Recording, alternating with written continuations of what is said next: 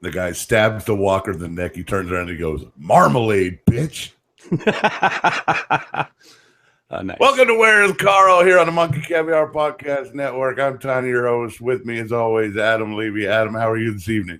I am doing great, Mike. How you doing? I'm all right. I had a good weekend. I had to take the lady to the wineries this weekend. Ooh, fun. And I don't drink wine. So after winery number 4, I was babysitter to a drunk woman. But, it is what it is. Yeah, no, winery is always a good time to spend it for the weekend. I sat around and watched Luke Cage most of the weekend. Oh, so good, right? I haven't finished it yet. I've got like 2 or 3 episodes left, but yeah, it was pretty fantastic. Yeah, I still have a couple episodes too. I've been trying to catch up on Walking Dead, so Luke Cage sat idly by, waiting for me to finish. But yeah, I'm really into it. Nice. Yeah, I've been having a All good right. time. Well, let's get talking about this Walking Dead show. I hear people like it. Yeah, it's actually pretty damn popular. Yeah, pretty popular. I tend to enjoy it. I also enjoy the comic book on which inspired it. So, unfortunately, I haven't read the comic recently, and that's going to show horribly tonight.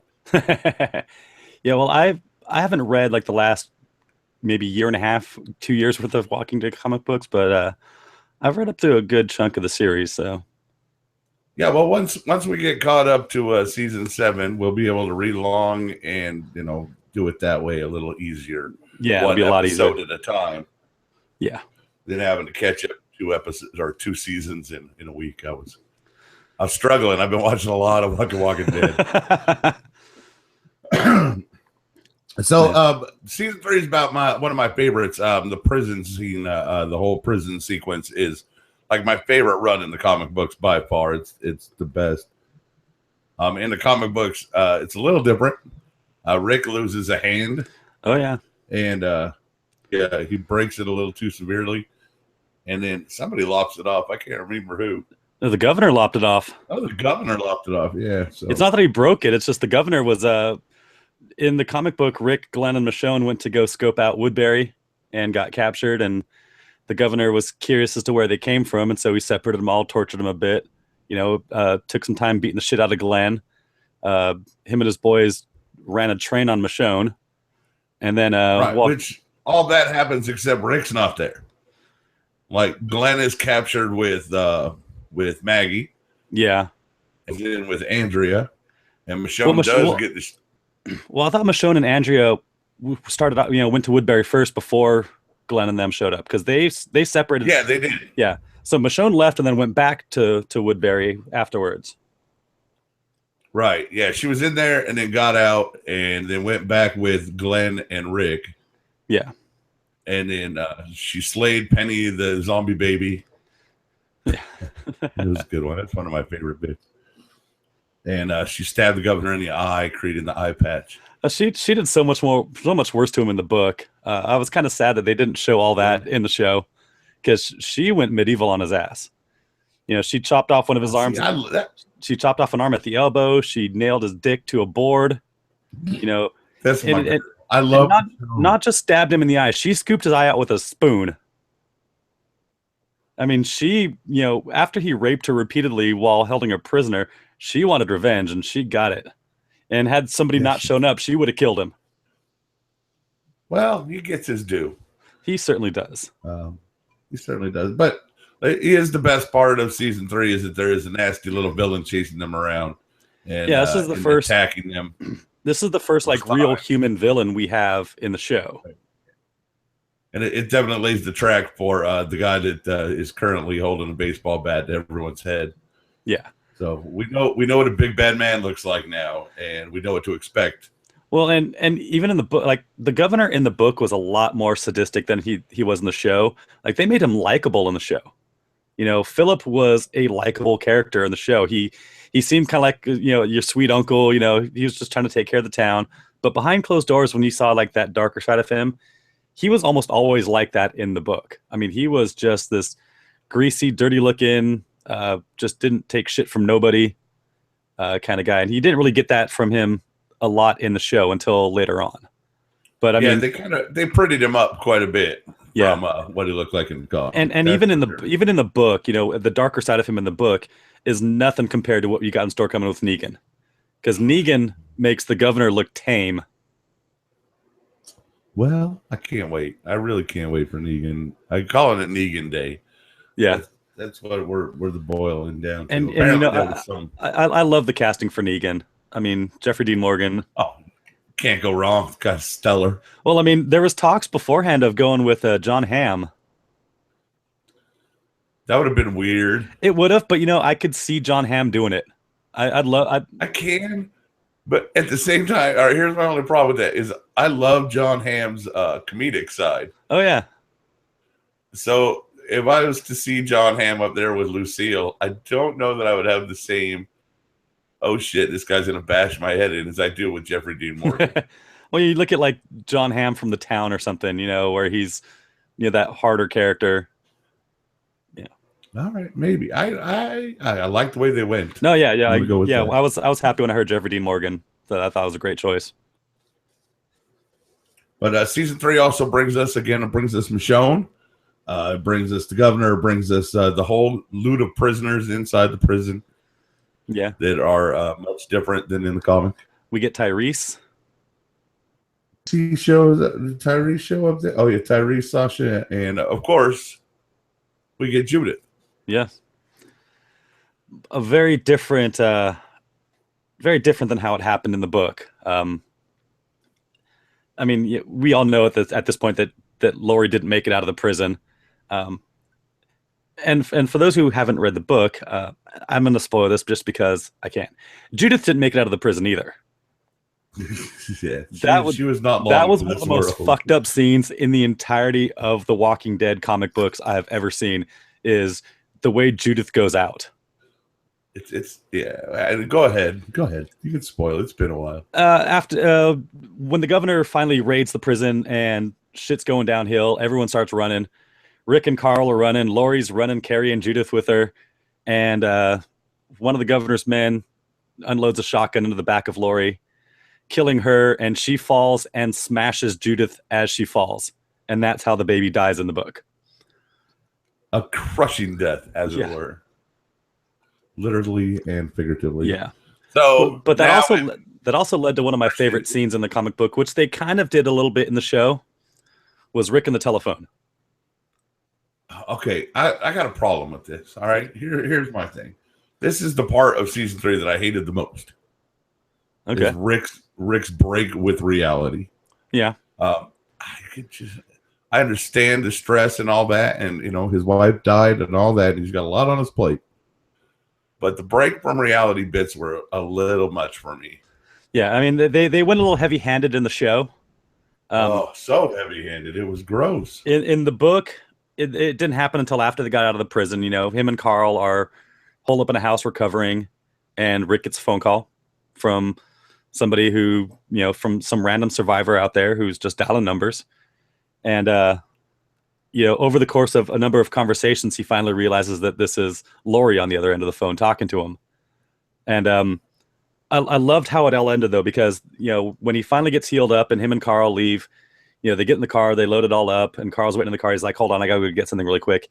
He walks back in the house, he unplugs the phone, stuffs it in his bag, and then walks back out and gets in the car and drives away. And that's the last we saw of the phone. But I mean, I love the way Kirkman wrote that in the book.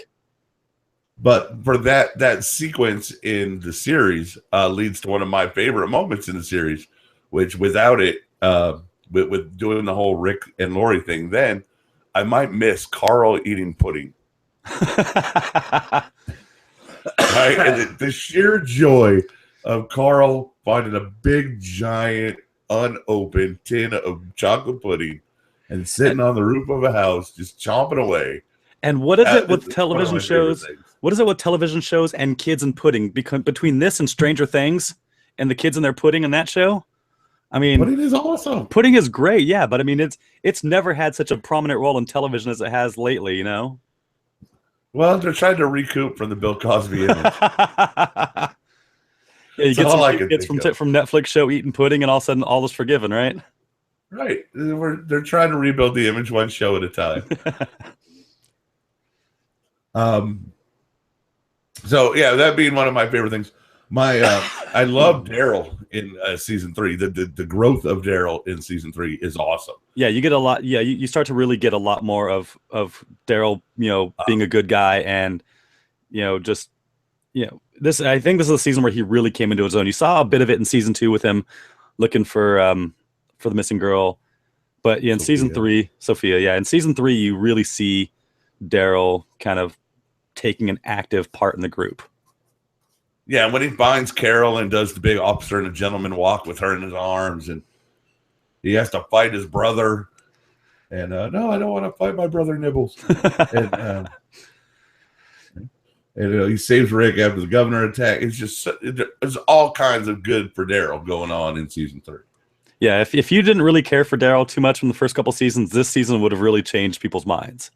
But I mean, because season 4 is not, because that what he does in season 4 is well, what most everybody does in season 4 is pretty goddamn boring. And that's true. That's true. Yeah, so I loved what they did with Daryl. I love what they did with Carol in this. And again, like very different from the books, because Carol was another one that didn't make it out of the prison.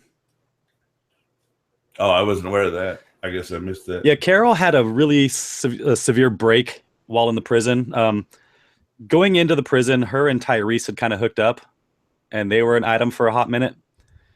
And then he called it off. And so she tried to get like right? Yeah, she tried to get like a 3-way thing going with Rick and Lori, and they shot that one down. So she was feeling really depressed. And the nurse that they got out of Woodbury wanted to do some experiments on some zombies. So they had a zombie chained up in the prison so they can do some work on it. And Carol went over and started having a conversation with the zombie, and was talking to her for a few minutes, and nobody thought anything of it. And then Carol walks right up to the zombie, offers her neck, and lets the zombie eat. And that was the end of Carol. Bye, Carol. Yeah. Well, not so in the show, because Carol is a fucking badass. Oh yeah, they really changed Carol's character for the show. I mean, she is a completely different person, and I love what they've done with her. I mean, there was a couple other characters in the show that didn't make it out of the prison. Tyrese didn't make it out. Wasn't even with us at the prison in this. He comes in later. Yeah, because he was over in Woodbury with. Well, I guess he comes in with Sasha, right? Yeah, but yeah, he joined them before they got to the prison, and the governor killed him trying to get them to open the gates, and that didn't work very well. But that was the end of Tyrese there. So, are you okay with that in the aspect of being, a big fan of the comic, that they change a character like Carol so drastically for the TV show? Does that bother you, or are you okay with it because you just let it slide at this point? I'm okay with it, only in the fact that Robert Kirkman came out and said that the comic book isn't a direct adaptation of the TV show. It's its own separate entity within the universe of The Walking Dead. So. Okay. I mean, after season 2, when I realized that I couldn't really rely on my memory of the comic book to figure out what exactly was going to happen each week, I kind of just let it go and just went with the flow as far as the show goes. And so when they bring in new characters like Bob or Daryl, characters that were never around, or they kill off a character early or keep one around a lot longer than they should have and just drastically change these characters, I'm okay with it because they make it work for the show. It does work for the show. I'll give it that. And if you don't read the comic, you're not missing out on anything. I mean, most of the story elements are still there. Yeah, they're following the major story beats of the comic book, but they're making minor changes to the story, to the characters here and there. Right. Herschel doesn't lose his leg in the prison. It's Alan. Yeah. Who gets his leg cut off in the prison. And like I said, Rick loses a hand. And a lot, the things go different, but the elements still come into play. Yeah. And it does make for an interesting. It's way different. Like you talk about the difference between books and the series, they're not even near as drastic as the differences we're talking about here. No, like I said, you have characters that died, way before they got to the prison, still at the prison. Characters that died in the prison, making it out of the prison. So there are some, like, one of my favorite deaths. I think it happened in season 5. They completely changed the character around. It was Bob's death in season 5. You know, it happened. It was almost the exact same thing, but it was a different character. Okay. And you know, we'll get to that next week. But Yeah. you know, it's those kinds of changes. You know, they tend to keep in some of my favorite moments from the book, because there are some great stories in the comic book, and they've done their best to try and keep some of these stories and do justice to some of these stories. They change things around a bit, but for the most part, it all works. Do you think by this, I'm not going to call it a rationale, but by this line of questioning, how safe do you think Glenn is come Negan Day? Nobody's safe. Safe. Somebody's going to be safe. Let's face it. Rick's not going down. Carl's not going down. Carol's not going down. Maggie's not taking the shot, I don't think. No, I mean, it could be Abraham. It could be Glenn. Could be Abe. I thought about Abraham. It could be what's his name? Hold on, I got it right here. Eugene. Eugene, yeah. I hate Eugene. I don't think it'll be Eugene. It could be Abraham, because Abraham does eventually die in the books. It could be Glenn. Yeah, I mean, I think for as much as Robert Kirkman's always said that nobody is ever safe, I think there are a handful of actors that are probably safe on the show. You have to take that until it's, well, I don't know. I want to say till the season finale, like the top 5 are safe. Usually, yeah. But you know, that was the season finale. In the case where this is a season finale, we're just continuing it for probably 10 minutes of the first episode, and then it'll happen, and we'll know. Yeah, we'll get it from like 3 different camera angles. You know, it'll be the same speech from like 4 different perspectives, and then we'll finally get the reveal. Yeah, it'll be a 10-minute replay of that whole speech. Yeah, it'll be like the reveal from Preacher with the Santa Killer. I bet they hit him on the head. It goes to the Walking Dead theme song, and they cut the commercial. Yeah, they'll make you wait for it. Yeah, you're not going to get it right away, but it'll. I want it to be Glenn. I really do. I mean, if they're going to follow the books, yeah, then it's going to be Glenn. But we know they're not following the books as far as characters living and dying, so it could be anybody at this point. And that does make it a little bit better than the Game of Thrones, because you kind of know if they kill him in Game of Thrones. Yeah. Yeah, exactly. So good for them. I hope the same thing doesn't hold true on Preacher. There's some things that happen in Preacher that need to happen. Yeah.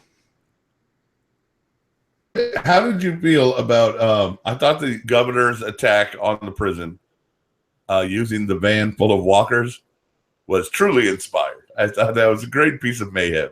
It was. I mean, yeah, I don't know how they, what they were planning to accomplish by that. I mean, unless they could have gotten through all the fences to get the walkers into the prison, dropping some walkers, on the outskirts of the prison wasn't going to do a whole lot. It was going to distract them, but ultimately, it was, I forgot, there weren't a shit ton of walkers they dropped on them, but enough to it was like 20, and they had people in the field at the time. Yeah. It was all distraction, and it's a great tactic. I mean, you're taking a fortified position like that, you need any kind of advantage you could get. This is long before the governor rolls in with the tank, so you've really got to do what you can to try and get inside this prison. It's kind of a day changer, the tank. Yeah. I mean, we're gonna battle them with these shields, and we got some pallets up, and that's awesome. And they got a tank. We should leave. Yeah. Let's get the fuck out of here. So would you go with the Rick and his pals zombie apocalypse plan, or would you go with the Dawn of the Dead plan to go to the mall? I don't know if I'd mall. I'd probably go prison. Would you go prison simply for the security factor? Because the mall is obviously the place if you need supplies. Well, yeah, I mean, you got supplies, but look at the supplies they had in the prison. They've got the commissary, they've got all the riot gear, they've got weapons there, assuming that it wasn't all looted prior to you getting there. Yeah, but there's no sharper image. This is true. No foot massager in the prison. No foot massager chairs. Yeah, so I don't know, the mall. Well, I mean, considering there isn't a whole lot of power at this point in the world, all these things at Sharper Image probably wouldn't do a whole lot of good. Well, look, they got the power on in the Stand. They managed to get a power station up and running. Why can't we do it here? Well, they weren't dealing with zombies in the Stand. Everyone just died off, and they just had to get people. They just had to do what they did with the 0.2% of the surviving population of the world. I still think you could do, walker eradication as a job. Well, I mean, maybe you could get some kind of walker-based power system, hook them up to a turbine and let them walk around in circles with some food or something. Ooh, that's good. You know how they had them on that quarry? Yeah, exactly. If you could do something like that. Yeah, if you could harness the energy of the walkers, yeah, seriously, you can power up for years. Oh my God, we're so smart. We would rule the world. Yeah, he who has the power owns the world. Then again, we would also be looked at as like the governor using the zombies for sport. No, we use them for power. Exactly. It's recycling. Yeah, seriously, you put them to some good use. It's like that. Did you ever see the movie Black Sheep? Chris Farley? No. I think it was called Black Sheep. Billy Connolly. It was about this zombie apocalypse. The zombie apocalypse happened, but they stopped it, and so people have kept zombies as pets. So you have zombies mowing your lawn and stuff like this. That's exactly what I'm talking about. Yeah. I don't want to say slavery because that's bad, and we don't want to bring back slavery. No. Slaves, you got to be down for this a little bit. Yeah, I mean, what kind of rights do the dead have? Ooh, there's about a point. We could for the zombies. So fuck that. Let's go with we're gonna be the Elon Musk of zombie power. I like it. When I was at Comic-Con, I was talking to some of the walkers during their they had a panel. Mm-hmm. Was if you could take down one character, which one would you take down? The question to ask a room full of fucking walkers, right? Yeah. And almost all of them said Negan. Okay. I mean, if you're all playing on the side of Rick and them, yeah, Negan would be the one you'd want to take down. But yeah. But do we want to see Negan go out at the hands of a walker? No. When Negan goes down, Negan's got to go down in some epic fashion. Right. If the governor went down to a walker, I would have been okay with it as long as that walker was Penny.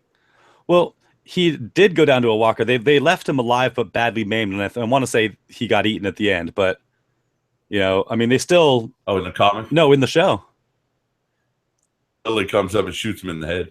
Did she shoot him? I thought they left him partially alive and that he got eaten.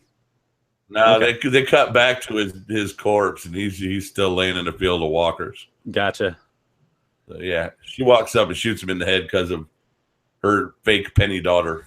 Yeah, no. Whatever. Yeah, he gets shot in the book too by the girl that ended up shooting Lori and killing her. Oh, all right. She felt bad that the governor kind of made her do that. Mm-hmm. She killed a woman and a defenseless child, and she didn't want to be that person. She kind of gets amalgamated into Tara. Yes, exactly. Right? Yeah. Tara, who leaves with Glenn and is distraught, though she never fired a bullet because Lori wasn't there to kill. Yeah. Although, having Carl end up killing Lori in the prison, I mean, poor kid, he kills his dad's best friend. He kills his mom. That kid's been through some shit. Hard. Yeah, that kid's been through some serious shit. Well, and that's kind of dealt with in this season is Carl becoming a little bit more of a man. Yeah. Necessarily wanting his dad to be up on his ass all the time. Well, that's more season 4, I guess. Yeah, but you start to see it in season 3.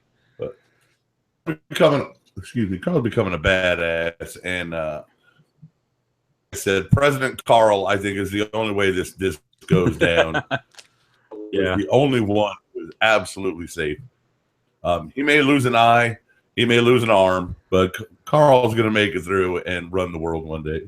Yeah, Carl is the equivalent of John Connor. Totally, he's the zombie Skynet.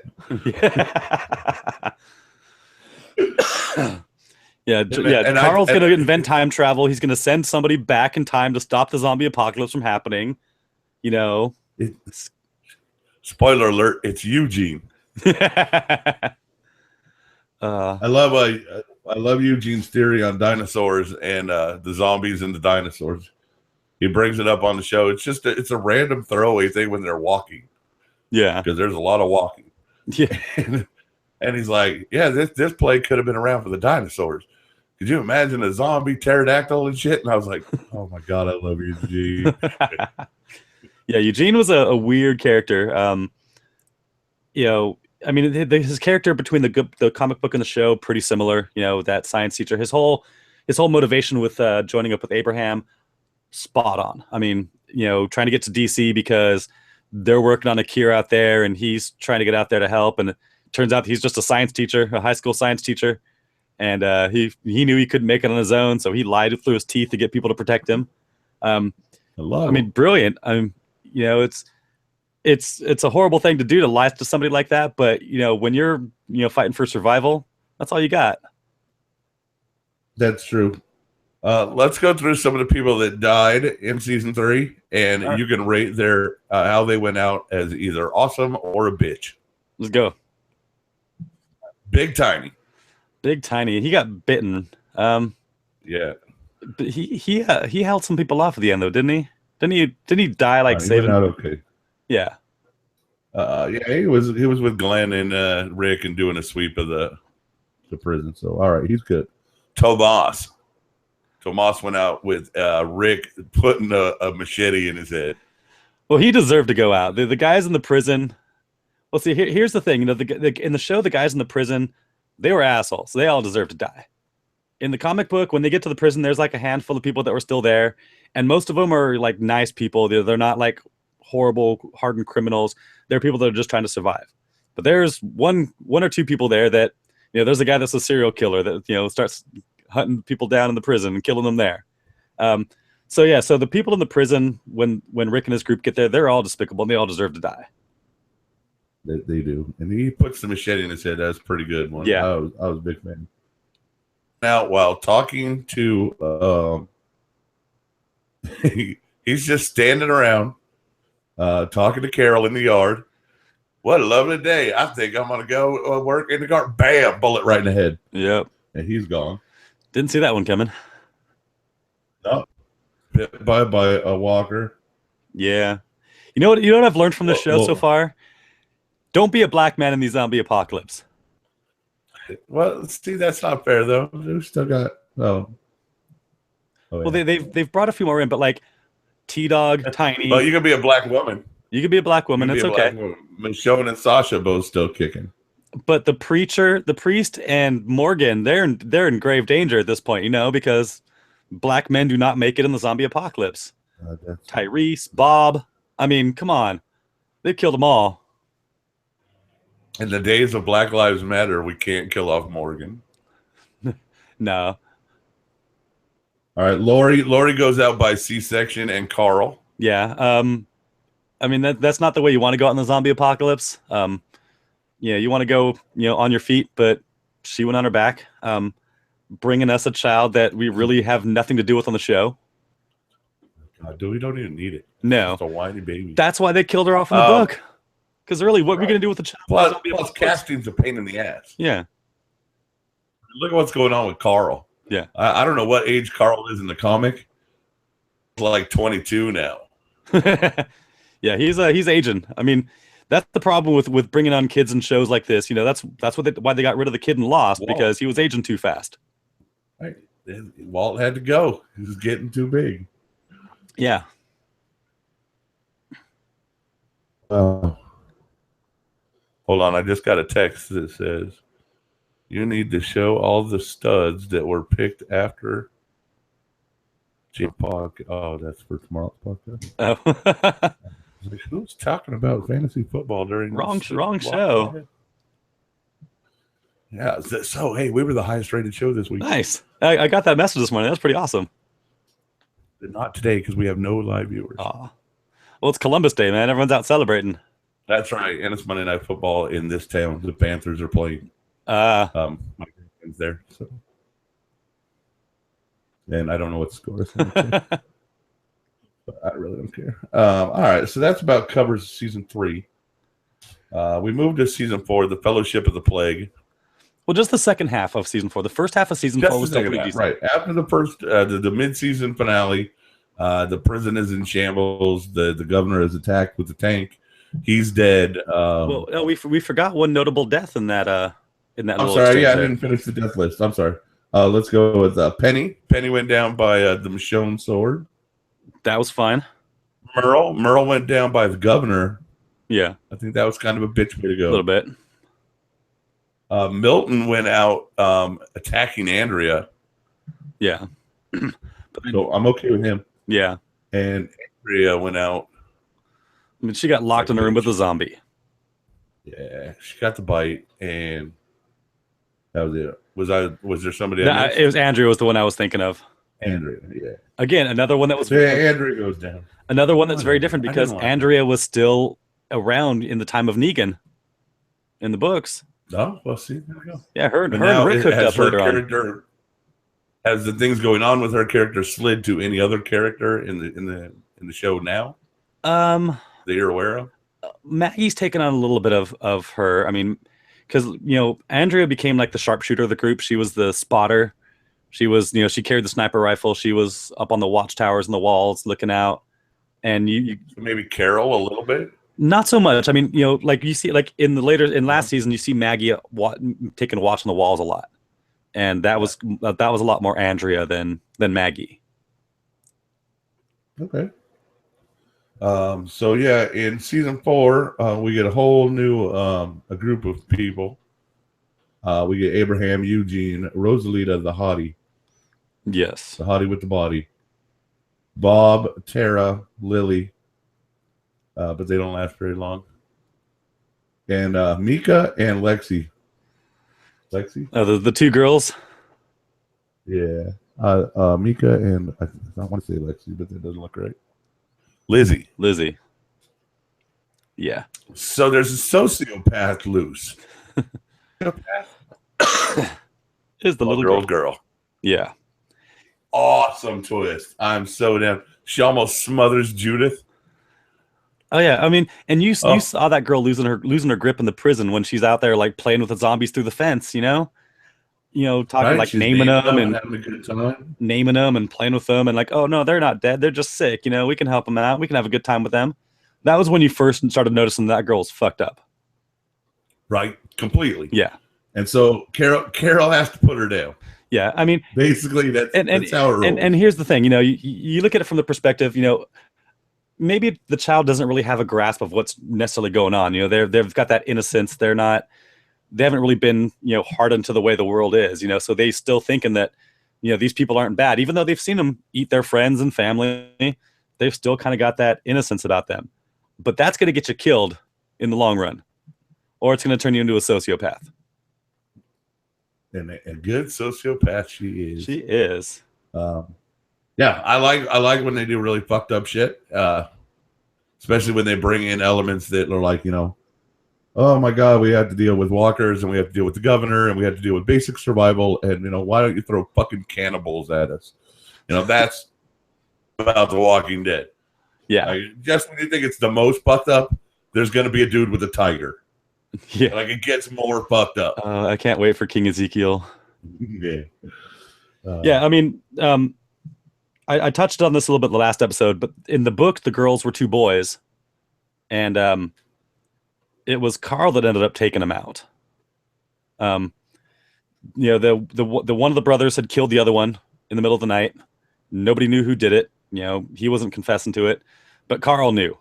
Carl, the boy talking about what was going on. So while the adults were trying to figure out what to do with the kid, Carl lured him out of the camp one night, took him down from the hill, killed him, went back, and next morning they're like, where's so and so? And he's like, oh, I took care of it. You guys weren't acting quick enough, and he wasn't gonna get better, so fucking I did it for you. Carl's the man. Yeah. I guess they figured since he killed his mom, he didn't really need to be the one to kill these kids either. So I mean, right? You don't want to make him a bastard. You don't want Carl being the problem solver. Every time there's something come along, Carl is going to take care of it. Not yet. Once he gets a little bit older, not yet. Then you can have him be Carl the problem solver. I can't wait till Carl loses his virginity. That's gonna be a great episode for me. I'm gonna be so happy. That should be a whole episode about that. Yeah, it should just be Carl's first time. Yeah. So basically, what happens in season 4 is the first half of the season is the lead up to the governor re-attacking the prison and destroying it, basically. Yeah, the governor goes out and gets a new crew. Second half gets a new crew and a tank. Right. Gets a new crew, a tank. He's got a little family unit that he's charming around with, a couple sisters and a baby. So, again, very different from the book because the governor never left Woodbury. He was always in Woodbury until the time of his demise. All right, so where was I going with this? You were cutting into the second half of season 4. Yeah. So after the prison is destroyed, everybody kind of disperses into these random little groups. Yeah. And group number 1 is Beth and Daryl, which is an interesting pairing in that Beth was getting super hot. Yeah. Yeah, she was. The older Beth was getting a little bit hotter. So that's where I really thought this was going to go off the rail. And I was like, oh my God, Daryl's going to fuck this little girl. Yeah, I was. Thank God it didn't. No, yeah. I mean, that thought crossed my mind a couple times, especially like when they're getting drunk in the house that one night. I'm thinking, oh man, there's going to be some boning going on here. Yeah. Daryl is not that guy. Again, we don't know what guy Daryl is, but he's not that guy. Yeah, apparently not the kind of guy to take advantage of a drunk girl, Good for him. Yeah. I'd have fucked that. Sorry, America. I would have done it. Yeah. I'm a dirty old man. Yeah, I probably would have done it too. Don't worry about it. Yeah. Look, in a zombie apocalypse situation and scenario, if I'm drunk with a girl in a house feeling safe, oh yeah. Yeah, I'm going to try. Basically, I think the rule of the law of the land is get it where you can. Right. And I think I'm going to get more. I think the zombie apocalypse would be great for me if I was like a 20-year-old. Like my 20-year-old self would have done very well in a zombie apocalypse. I'm large. I can fight. Yeah. Hey, I'm okay with that kind of stuff. I've done well. Now, no, I don't want that. Rule number 1 is cardio. And yeah, no. I'm out. Same here. Fatties are the first to go. I'll hold up in here and eat my Twinkies, but it's fine. So they break up, and Daryl loses Beth and ends up with this stupid group of men who have this stupid claimed thing that is the most ridiculous episode time I've ever seen. It's just miserable. Yeah, the best part of those guys is how they go out. Yeah, that's a pretty good scene. Yeah, that is pretty good. I mean, you've seen Rick do some crazy shit, but I mean, in that episode, man, Rick went full feral. I mean, he's gone. Yeah, he just lost his damn mind. And luckily, Carl was there to watch. Yeah, seriously. Well, I mean, it was because of Carl that Rick, lost his shit like that. The guy was about to rape Carl. Yeah, seriously. I mean, that's not the episode we want for Carl's first time. That's a very bad Carl's first time episode. Yeah. Yeah, that's the episode you want to forget. The rigidity, but not like that. Not the fat guy on a roadside. No. Get Carl a pretty girl. Carl deserves a woman. Yeah. So rightfully so. If somebody was about to rape my kid, I'm pretty sure it would be a or what situation. What are you gonna do? Kill me? Go. Yeah. Because I don't want to watch this. Yeah, I mean, watching Rick just bite that guy's throat out was pretty graphic. He bites the guy's throat. It was so Midnight Express. I was just like, oh my God. Yeah. And then he spits it. Yep. Like a big hunkin' spit of it. And I was like, oh, that's awesome. And of course, everybody else freaks out. Like, well, I'm just going to drop my gun because Well, I think most of the people were dead at this point, except for the guy that was trying to rape Carl, and the guy that Daryl was fighting. The guy still had it. No, the guy Daryl was still fighting 2 guys. Michonne had a guy on her with a gun. Carl had a guy on him with a knife. Yeah, that's what. And they all kind of froze, like, oh, what just happened? Yeah, that's and what then gave Michonne steals yeah. the gun and blows the guy's head off. Yeah. And Daryl fights back and blah, blah, blah. And, you know, it was like, they all paused, like, oh my God, that's the worst thing I could imagine happening. And then the guy, wait, no, you're a fucking bad guy. Kill him. Then the guy lets go of Carl, and Rick's like, fuck you, and stabs him to death anyways. And no, he guts it. Yeah. He didn't stab him. He put the knife in and then pulled it up and out. It was all the, just rips him wide open. Yeah. Much to Carl's delight. Yeah. Oh, wait, no. But luckily for Carl, no therapy. Yeah. Yeah. It's not going to happen. Yeah, you just deal with your shit in this world. Before that all goes on, though, there's another, like I said, some of my favorite moments are the fun ones. Yeah. And there's a minute where Carl and Michonne and Rick are walking down the tracks, and Carl and Michonne are lagging back trying to balance on the rails while Rick's like trying to, you know, can we go? Yeah.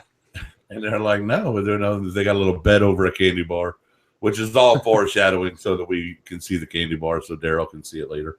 We get it, but a really fun scene, and I love when they do those things. Yeah. So I just keep doing a little. Again, it doesn't need to be a lot either. It was such a little bitty scene. Yeah. But it adds so much to what Carl and Michonne. Like my note is, this is the end of. Even though the second half is really boring, it is really the start of the royal family of the zombie apocalypse, with Rick, Michonne, Carl, and Judith. Yeah. No, I mean, you know. And for as boring as the show was, the second half was, I think it was more character development or character progression than anything else. I mean, that's about all you had going on in that second half of the season. But I mean, even like the comic book, you know, you get issues of the comic book where it's just all talking and nothing happens. You know, so I mean, maybe they were trying to stay true to the book in that sense, that we're gonna have, you know, 8 episodes of absolutely fuck all happening. But I mean, I don't know. I mean, there were some moments. I mean, the whole thing with Rick and Carl in the house they were in when the guys come in and take over the house and Rick's trying to hide from them. You know, those kinds of moments. Yeah, little moments of tension along the way, but mostly it was 8 episodes of trying to get the band back together. Yeah, you know, we're all heading to Terminus. You know, we're all taking different paths to the same place. I love that Terminus kind of becomes a zombie apocalypse email. You just write on the Terminus board, "Hey Glenn, I'll be down here later. Just come check me out." Yeah. And then Glenn walks by and is like, "Hey, shit, I got email." Yeah. All right, hold on. Let me text her.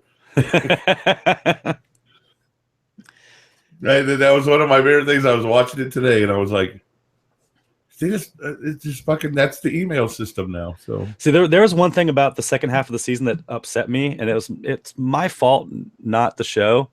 But all the little Morgan scenes at the end of the episode after the credits, because my DVR cut off in the middle of the credits, so I didn't even know any of these scenes existed.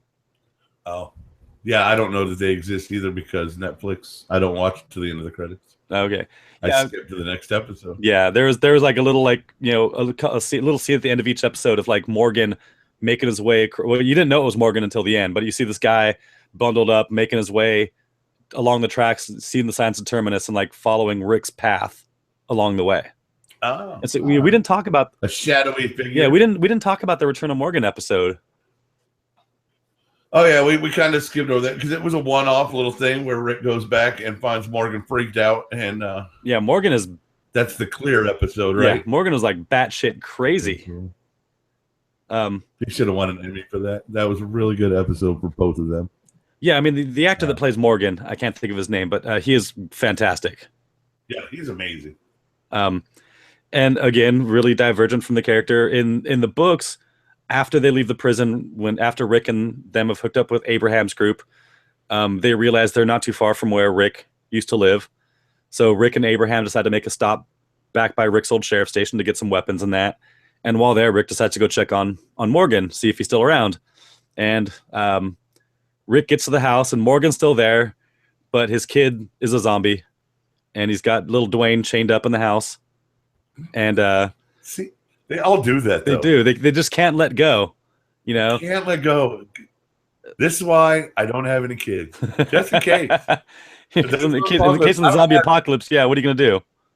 I have no worries about stabbing anybody in the face. None at all. Yeah, so Rick finally convinces Morgan to come along, and Morgan's like, I gotta take care of one thing really quick, and he walks back in the house with a gun. You hear a gunshot, and he walks back out. He's like, all right, let's go. And then you see a panel later on of the house, and he didn't kill Dwayne. He just shot the chain off of him and let him go. He let him scramble. Yeah, but that's how Morgan ended up joining the group in the comic books. Morgan's gonna go out to that little zombie boy one day. See, that's what I like. I like retribution for your dumb mistakes. Yeah. If you don't solve a problem all the way, it comes back to bite you in the ass in this world. Yeah, and Morgan learns that firsthand in season 5 or 6 with the wolf. The wolf. The guy that Morgan beats up and locks down in the house. Yeah. I remember. Okay. I'm right. Oh yeah. Okay. I'm catching it. I'll get there next week. Yeah, we'll get there. We got a week. We got a week. All right. So that's basically what happens. They get to Terminus. Everybody gets there, and Rick freaks out that there's a watch and Daryl's crossbow and what? Or it wasn't Daryl's crossbow. Daryl was with him. Yeah. It was something else. Carol's cloak. Yeah, something. Yeah. Small artifacts brimming about that were not theirs, and so he freaks out and tries to take them all in hostage. And there's a big gunfight that's not really a gunfight, but more of a herding. Yeah. Yeah, they herd Rick and his gang, put him in a train car, and the gang is all back together. And Rick says, my favorite end of a season line, something to the effect of, they don't know who they're screwing. Pretty much, yeah. I mean, I forgot. Did they realize that at this point that Terminus was feeding them Soylent Green? No, not yet. Not yet. No, that's season 5 gem. Yeah. There was one thing I skipped over that I had written down that I wanted. There's a scene in the subway tunnel with Glenn and Tara, and they're trying to make their way through, and it's like blocked, and there's rocks everywhere, and there's like 100 zombies in their way. Now, they try to come up with a few different ways to get through, and it just. Here's the thing. Anything is possible in this zombie world if you have time. Yeah. And you have nothing but time. If there's 1 million rocks around you and 100 zombies, you bash the zombies on the heads with the rocks until they're gone. Yeah. Rocks make great weapons. I mean, you got to get close to the zombies, unfortunately, but, it's a solid object that's going to crush their skull. Then have a new layer of soil to walk over. Yeah, there you go. Yeah. I mean, you look at zombies in some of these other movies like, World War Z and stuff, where the zombies kind of start piling up on the walls and climbing up over each other to breach walls and stuff like that. I mean, these are obviously not the same kind of zombies we're experiencing in this kind of world. They're not that smart.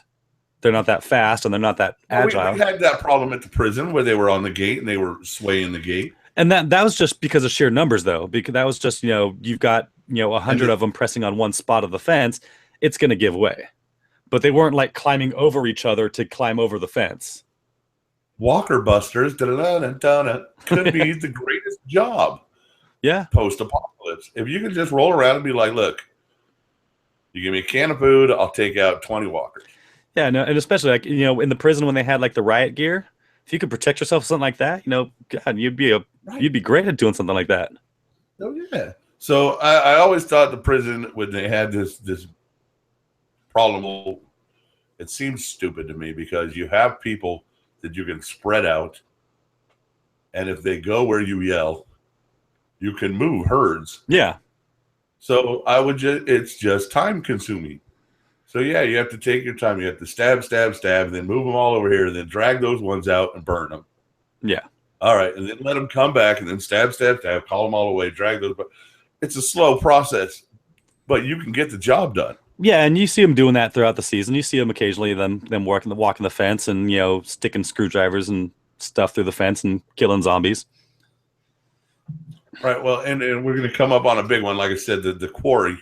Yeah. This is a massive, massive horde that, again, fire could have easily destroyed most of. Yeah. But light them on fire and burn precious fuel. That's just stupid. When we can just walk them away. Yeah.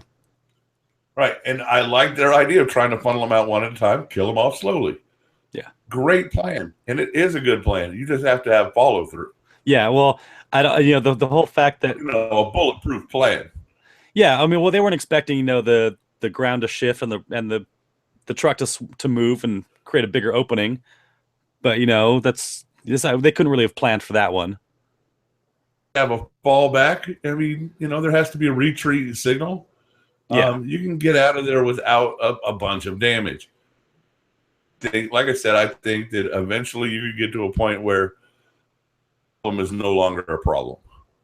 Yeah, you would have a straight walker here and there, but for the most part, over time, you would get to the walker. The walker problem would take care of itself just because you have to kill them. Yeah. There was one part we forgot to talk about in this season. The whole thing with Carol and killing the infected in the prison. Yeah, I kind of skipped over that. People had the flu, and Carol decides that instead of letting them infect everyone, she burns 2 of them. And Rick, who made his big "if you die, you kill, you die," kind of says, "Well, you can't come back." So he exiles her during the governor's raid. Yeah, though no one knows that, and he never told anybody. So yeah, when they reunite, which I don't think she's at Terminus yet. No, I think she shows up at Terminus.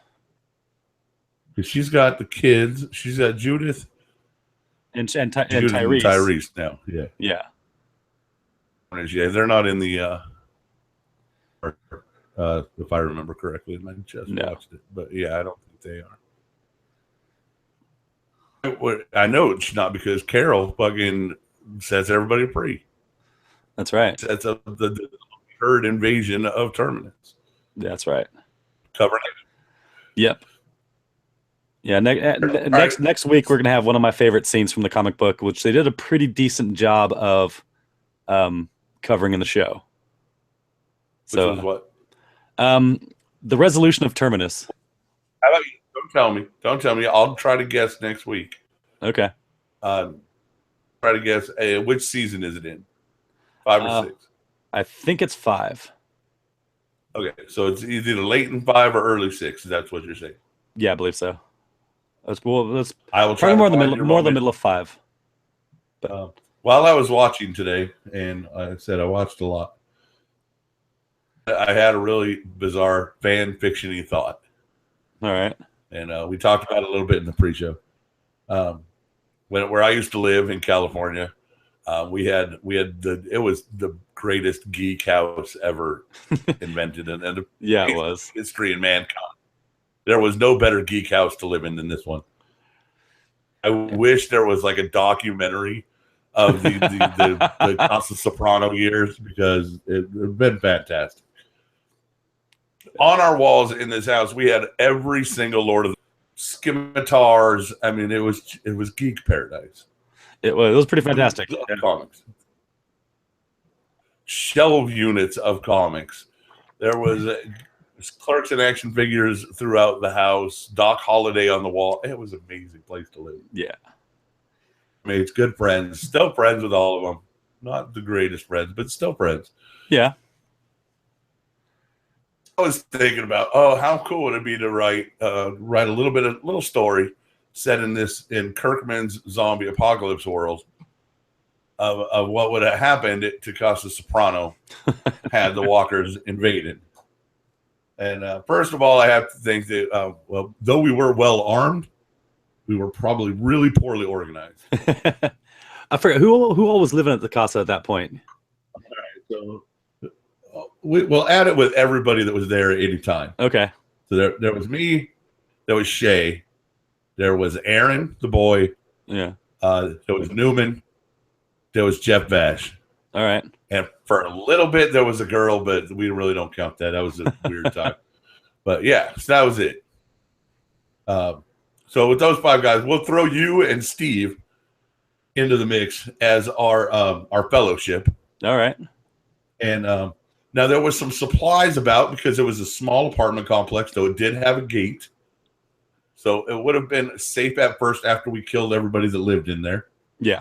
It was a single level unit, so it wasn't the most fortified. We would have had to have left. Eventually, yeah. But right next door was the place to stay. Right across the way, we had that big crystal cathedral. Oh, that's right. Right? That monument to Christ. Yeah. Well, I would totally have gone there because it was big and huge and easy to secure. Yeah, that's right. Absolutely. We would have hung out there. Plus, it was close to the mall. We could have done, supply runs into the block. Yeah. Right? There was grocery stores local and freeway access. Yeah. Although, you look at the world of The Walking Dead, driving at that point isn't the easiest thing to do because cars are bent on the street. No, we'd have to get the fuck out of California. That's got to be first on your zombie plan if you live on the West Coast, is get to the middle of America. Yeah. The weather's not as bad as you think, and there's way less people. Yeah, and there's a lot more open space. Yeah, open space is awesome. Yeah. Like I said, I can find open space in 5 minutes. You can't. No, not even close.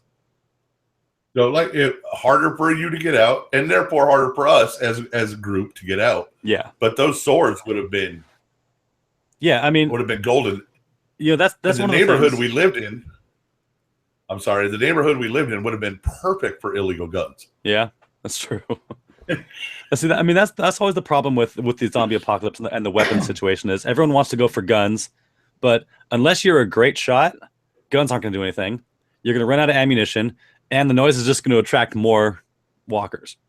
Nobody seems to realize that blunt instruments, swords, knives, hammers, bats, whatever, that's the way to go. You never have to reload them. Samurai swords. Yeah. That's the way I'm going out. You never have to reload them. Granted, you'll get tired swinging it after a while, but you never have to worry about your bat being empty. But there's the power of that Uruk-hai scimitar. Well, because that thing got some weight to it too. Clean off. Yeah, that thing had some weight to it. No, here it would be. I think it would be easier to find the guns because everybody is armed. Yeah, that's true. All houses are chock full of weapons here. Like I said, yeah, much easier here because we're just the dumb South. We need to find one of those doomsday preppers and make good with them. Oh, plenty, bro. Yeah, I got the first part of my evacuation plan is to go to my buddy Wally's house. You met Wally? Yeah. You met Wally. Wally has guns. Nice. Well, cool. We go to Wally's. There's machetes. There's all kinds of crap at Wally's. We're going to be good. From there, we have another friend who's a total gun nut. We're going to try to make it to his place because it'll be a compound. Yeah.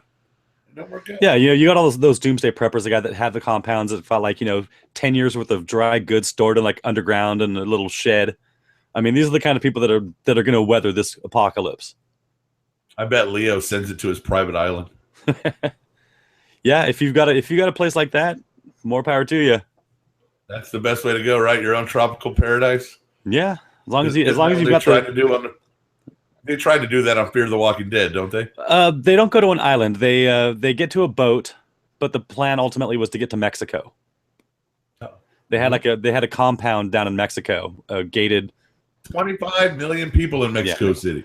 But they had this whole gated compound that was supposed to be pretty secure.